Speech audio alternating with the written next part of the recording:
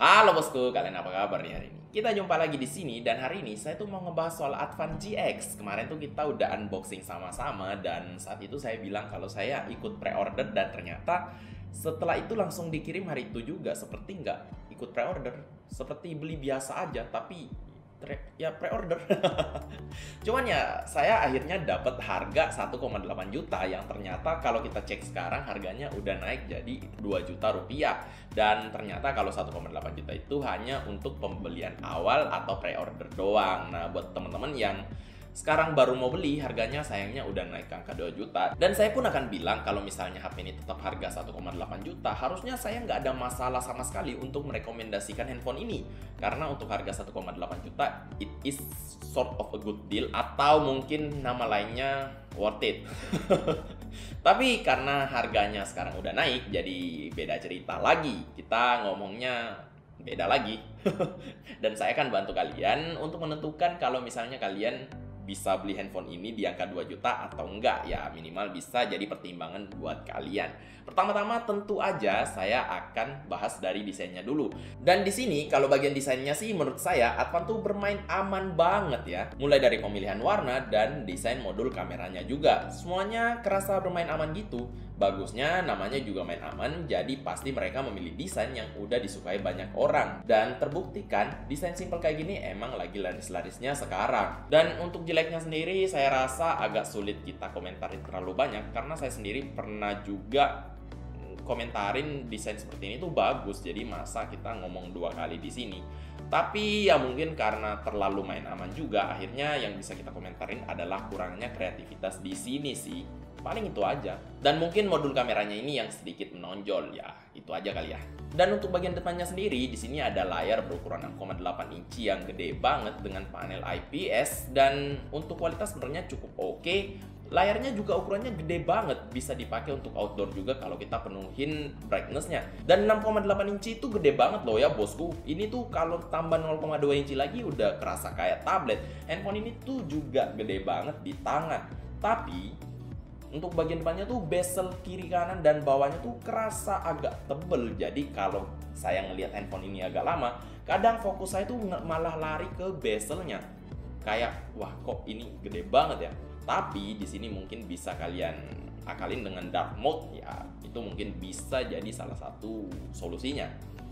Tapi ya kadang-kadang satu kali kita fokus tuh larinya ke sana mulu jadi. Dan setelah kalian lihat desainnya, ya kalian mungkin harusnya bisa setuju ya dengan saya bahwa di sini nggak ada yang bisa kita komentarin terlalu banyak. Jadi saya mau komentarin soal case-nya aja. Case gratisannya ini burem dan kalau dipasang ke handphonenya malah kelihatan lebih cakep. Ini bikin handphone kita tuh jadi kayak desain Dove gitu. Mereka malah kasih effort ke case-nya nih. Padahal brand lain hanya ngasih case yang transparan gitu aja. Ya ini oke lah. Terus saya mau pindah ke bagian kameranya nih bosku. Di sini kita dijanjiin kamera dengan resolusi gede banget, 48 megapiksel kamera belakang dan 25 megapiksel kamera depan. Sayangnya setelah saya coba foto-foto di berbagai kondisi, kamera itu nggak deliver dan underperform. Dengan 4 kamera belakang, nggak ada satupun hasil foto yang saya ambil yang menonjol. Hasilnya rata-rata sama dari segi kualitas dan sama-sama underperform sih menurut saya. Kamera utama 48 megapiksel dan kamera wide ngasih angka yang terlalu gede sampai ekspektasi juga jadi terlalu tinggi dan akhirnya ya gitu deh. Saya udah coba foto-foto dengan resolusi tinggi dan sama juga hasilnya. Begitu juga dengan mode HDR, ada beberapa kondisi yang bikin mode HDR-nya kelihatan tapi ada juga yang hasil fotonya tuh sama persis dengan mode auto. Ya menurut saya kalau sama persis ngapain kita aktifin HDR, atau kalau misalnya sama persis ngapain saya matiin HDR.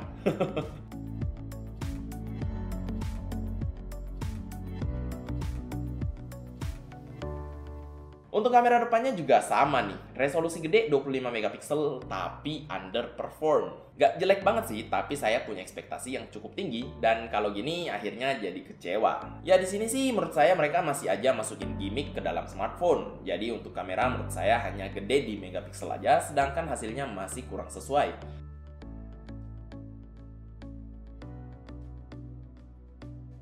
Advan kayaknya masih perlu banyak research di bagian kamera ini bosku, karena terbukti di sini megapiksel bukanlah satu-satunya faktor. Tentu aja megapiksel juga jadi salah satu faktor, tapi bukanlah yang terpenting.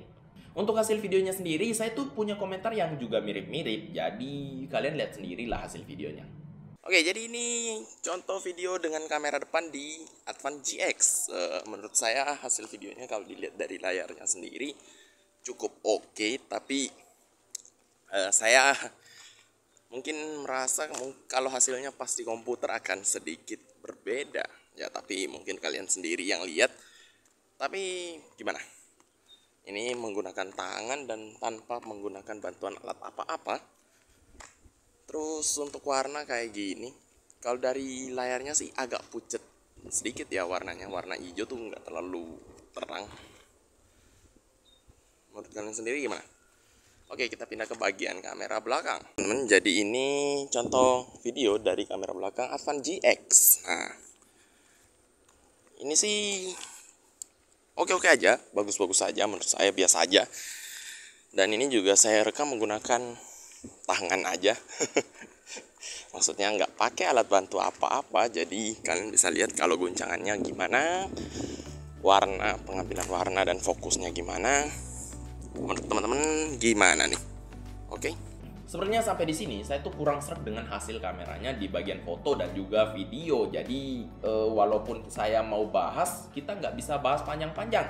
Intinya saya cukup kecewa. Ya nggak kecewa-kecewa amat sih, karena handphone ini juga harganya nggak terlalu tinggi. Jadi untuk bagian kameranya ya menurut saya harusnya udah seperti atau malah di bawah yang seharusnya. Tapi karena ekspektasi saya aja yang terlalu tinggi ngelihat angka 48 megapiksel yang bikin saya tuh jadi jatuh terlalu dalam. Nah, sekarang kita ke bagian spesifikasi nih bosku. Dan di sini tuh saya jadi bingung kalau mereka bisa ngasih handphone dengan spesifikasi yang seoke ini. Ngapain mereka taruh gimmick kamera 48 megapiksel? Ya, tapi sebelum itu kita bahas dulu. Kemarin pas kita unbox dan tes dengan aplikasi Antutu, hasilnya tuh bisa mencapai angka 200.000 lebih. Dan sebenarnya di tahun 2021 ini 200.000 tuh bukan angka yang terlalu tinggi banget, tapi nggak bisa dibilang rendah juga. Ya tentu aja, apalagi harganya masih di 2 juta rupiah. Itu tuh masih angka yang oke lah menurut saya. Dan Advan GX ini pakai prosesor dari Uni SoC bosku, bukan dari Qualcomm atau MediaTek ya. Uni SoC yang kemarin tuh sebenarnya dipakai untuk handphone atau tablet-tablet menengah ke bawah yang harganya 1 jutaan. Mungkin kalian lebih kenalnya dengan Spreadtrum. Nah, itu dari Uni SoC juga. Tapi bedanya dengan handphone menengah ke bawah lainnya, Advan GX ini pakai Uni SoC Tiger T618. Yang rumornya ini tuh hampir mirip dengan G80 dari MediaTek atau 720G dari Snapdragon. Keren juga ya sebenarnya. Terus bukan hanya angka Antutunya aja yang gede, tapi ternyata pas dipakai gaming lancar-lancar juga. Main PUBG bisa lancar, bahkan main Genshin Impact masih sangat playable. Padahal kalian tahu lah ya, Genshin Impact itu game yang sangat-sangat demanding. Tapi ternyata dengan handphone 2 jutaan kita udah bisa main. Ya nggak lancar atau kenceng banget sih, tapi oke lah, playable. Untuk nikmatin konten di handphone ini seperti misalnya nonton YouTube dan Netflix, menurut saya sih udah oke karena gedenya layar sampai 6,8 inci, yang 0,2 inci lagi udah kayak tablet. Terus di sini juga warnanya bagus, detailnya oke, dan resolusinya ya HD plus yang walaupun nggak gede sampai Full HD, tapi jadi kelebihan di handphone ini supaya ya main game jadi lebih lancar karena nggak terlalu berat. Dan nonton pun saya rasa di HD Plus itu masih oke. Dan RAM 6GB ini juga sangat membantu loh untuk pindah-pindah aplikasi jadi lebih lancar. Ini bisa banget jadi nilai plus untuk Advan GX ini, karena di luar sana masih jarang banget juga handphone yang punya RAM 6GB dengan bandrol harga di bawah 2 juta rupiah. Ya, untuk scroll-scroll di sosial media sangat aman, dan yang paling menarik sebenarnya di bagian OS-nya. Ini tuh bersih banget teman-teman, nggak ada bloatware apa-apa. Polos banget. Kita bisa ngisi apapun yang kita inginkan. Dan buat kalian yang suka emosi, kenapa baru beli handphone yang baru kok udah ada aplikasi aneh-aneh yang nggak kalian kenal, di sini nggak ada lagi. Dan ini udah pakai Android 11 juga, jadi oke lah ya. Untuk gaming dan jalanin aplikasi-aplikasi sehari-hari sih, HP ini surprisingly sangat berbeda dengan Advan kentang yang udah kita coba sebelum-sebelumnya. Advan GX ini berasa Advan pakai steroid, kencang, stabil, dan lancar. Dan ini juga berarti kita bisa ngambil kesimpulan bahwa Uni SoC bukan lagi prosesor kentang. Ya, bukan lagi sih. Minimal mereka juga punya lini prosesor yang bisa bersaing dengan prosesor kenceng lainnya. Ya kalau mereka mau. Dan nggak lupa juga kita tuh dapat storage yang cukup gede, 64GB. Jadi ini tuh cukup lega menurut saya. cukup gede untuk nyimpen foto-foto kalian atau ya koleksi-koleksi file-file kalian lah. Untuk bagian spesifikasi dan performa ini sebenarnya saya cukup impress dan bahkan merasa kok mereka masih aja masukin gimmick kamera 48 megapiksel kalau mereka bisa menjual handphone dengan spesifikasi dan performa seperti ini. Harusnya ini yang nilai jual utama dong, nggak usah yang lain-lain, iya kan? Tapi ya mungkin mereka punya pikiran yang lain. Dan ya udah gini jadinya. Tapi di sini saya harus tetap memuji dan very good job buat Advan. Tapi sebelum kita pindah ke bagian baterai, saya tuh mau bahas sedikit fitur seperti misalnya fingerprint. Dengan handphone harga 2 juta, ternyata kita juga masih dapat fingerprint loh, lumayan. Fingerprintnya ini bukan yang terkencang ya, bahkan ada delay sedikit yang terasa. Tapi akurasinya tuh lumayan dan ada fitur fingerprint di sini, jadi oke lah menurut saya. Yang penting pekerjaan diselesaikan dengan baik. Tapi sayangnya slot kartu di Advan GX itu hybrid dan sayangnya kita udah jarang banget dapat slot hybrid di handphone dengan harga segini. Bahkan mereka biasanya ngasih slot yang lebih banyak di handphone yang lebih murah. Seperti misalnya Advan yang lalu-lalu harganya sejutaan malah slotnya bisa 3. Jadi kita tuh harus milih untuk satu kartu dan satu memori atau 2 kartu buat kalian yang mau membeli handphone ini. Dan sekarang bagian baterainya nih bosku, karena handphone ini gede ukurannya, harusnya baterai yang bisa masuk juga gede. Di sini kapasitas baterainya 5200 mAh dan punya performa yang bagus. Hemat banget baterainya. Ini sekali lagi very good job buat Advan karena setelah saya pakai bahkan bisa tahan sampai 2 hari loh. Kadang-kadang handphone dengan kapasitas 5000 tuh bertahannya cuma sehari atau sehari lebih sedikit. Tapi ini bisa bertahan sampai 2 hari loh. Good job banget sih. Sayangnya kita tuh dapat power brick-nya yang mendukung output sampai 10 watt aja. Jadi nggak ada fitur fast charging di sini. Jadi buat kalian yang suka nggak sabaran ngecas handphone, mending ditinggal tidur aja. Ya malam ngecas, pagi dicabut, kayak gitu lebih oke. Oh ya bosku, di sini kita dapat port tipe C loh, keren ya. Padahal biasanya beberapa handphone yang harganya segini atau bahkan ke bawah masih ada aja tuh yang pakai micro tipe B. Jadi ya di sini kelebihan lah. Dan sampailah kita ke kesimpulan. Dan menurut saya Advan GX itu sebuah penyegaran banget untuk saya, dimana saya tuh sering banget nyobain Advan kentang. Dan kalian juga harusnya udah tahu kan, kalau pakai handphone di bawah 1 juta, aduh pusingnya tuh bukan main. Kadang-kadang kita malah emosi sendiri, tapi ya mau gimana lagi kalau budget segitu doang. Tapi di sini beda banget. Malah saya tuh merasa handphone ini bukan dari Advan, yang mungkin hal positif kali ya. Dimana di benak saya tuh tertanam bahwa Advan ini HP ya biasa aja dan semuanya berubah di sini. Ya it's good to know kalau mereka tuh ternyata bisa kalau mau. Masih tergantung dari pembelinya aja ya, kalian bos-bosku semua ini. Tapi mereka tuh masih tetap aja masukin gimmick seperti kamera 48 megapiksel atau ya kamera selfie 25 megapiksel yang menurut saya sebenarnya nggak perlu. Yang ngapain ngasih kamera 48 megapiksel tapi hasilnya juga underperform. Ya mending taruh aja beberapa megapiksel, karena di sini pun menurut saya yang jadi kunci utama untuk kita membeli handphone ini bukan kameranya, tapi malah spesifikasinya dan harganya yang cukup terjangkau. Dan ya saya nggak tahu sih kenapa mereka bela-belain ngasih angka 48 megapiksel di handphone ini.